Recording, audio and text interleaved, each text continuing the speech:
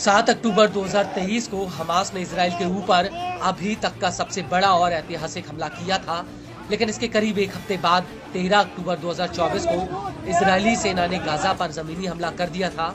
लेकिन इसके बाद ही मिडिल ईस्ट में यमन का हूती इकलौता था जो 2000 किलोमीटर की दूरी पर होने के बावजूद भी इजराइल पर हमले कर रहा था, और तब से लेकर अब तक हूती के हमले बदस्तूर जारी हैं। हूती की मिसाइलें और ड्रोन लगातार इजराइल के दिल यानी तेल अवीव को जख्मी कर रहे हैं। लाल सागर से शुरू हुए हूती के हमलों ने अब इजराइल को चारों तरफ से घेर रखा है और मौजूदा समय में हूती इजराइल को अपना रौद्र रूप दिखा रहा है। और इसी कड़ी में हूती ने एक बार फिर से इजराइल के ऊपर एक बैलिस्टिक मिसाइल से हमला किया है। हूती ने तेल अवीव पर हाइपरसोनिक बैलिस्टिक मिसाइल फायर की, जिससे पूरे शहर में भगदड़ मच गई। जहां तहां लोगों की भीड़ अपनी जान बचाने के लिए अंडरग्राउंड बंकरों की तरफ भागने लगी। इस हमले को लेकर टाइम्स ऑफ इजराइल का कहना है कि बम शेल्टर में भागने के लिए मची भगदड़ में 18 लोग घायल हो गए। पिछले 8 दिनों में हूती ने ये 5वीं बार बैलिस्टिक मिसाइल फायर की है। इस हमले की वजह से बेन गुरेन एयरपोर्ट पर विमानों की आवाजाही करीब 30 मिनट तक रोकनी पड़ गई। इसी दौरान यूरोप से 5 विमान आ रहे थे, जिन्हें एयरपोर्ट से दूर रहने की हिदायत तक दी गई।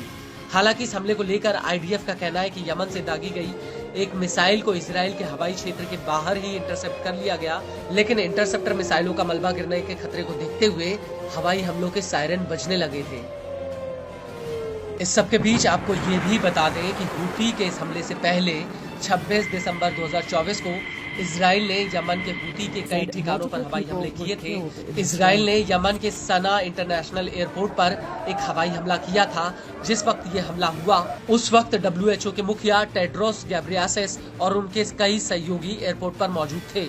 इस हमले में उनके विमान के चालक दल में से एक सदस्य घायल हुआ, जबकि 2 लोगों की मौत हो गई। यह जानकारी UN न्यूज ने दी है।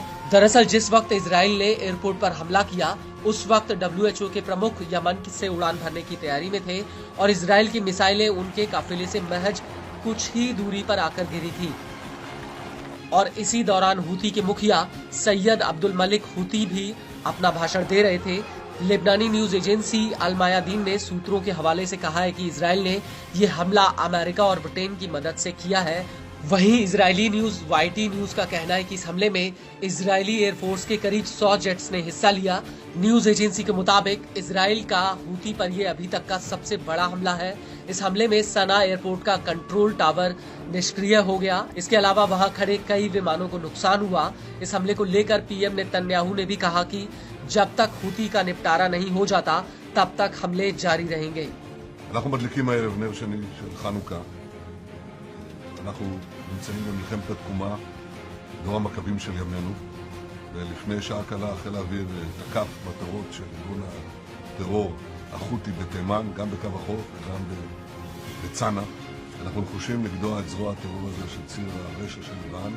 אנחנו נתמיד בזה עד שנשלים את המלאכה. आपको बता दें कि IDF ने होदियादा बंदरगाह पर भी कई बिजली घरों को निशाना बनाया।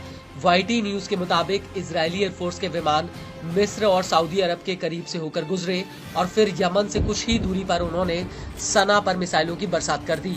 इस हमले को लेकर सऊदी की न्यूज एजेंसी अल हदथ TV का कहना है कि राजधानी सना के 7 शहरों पर हमला किया गया, जिसमें तेल डिपोज पर भी हमले हुए।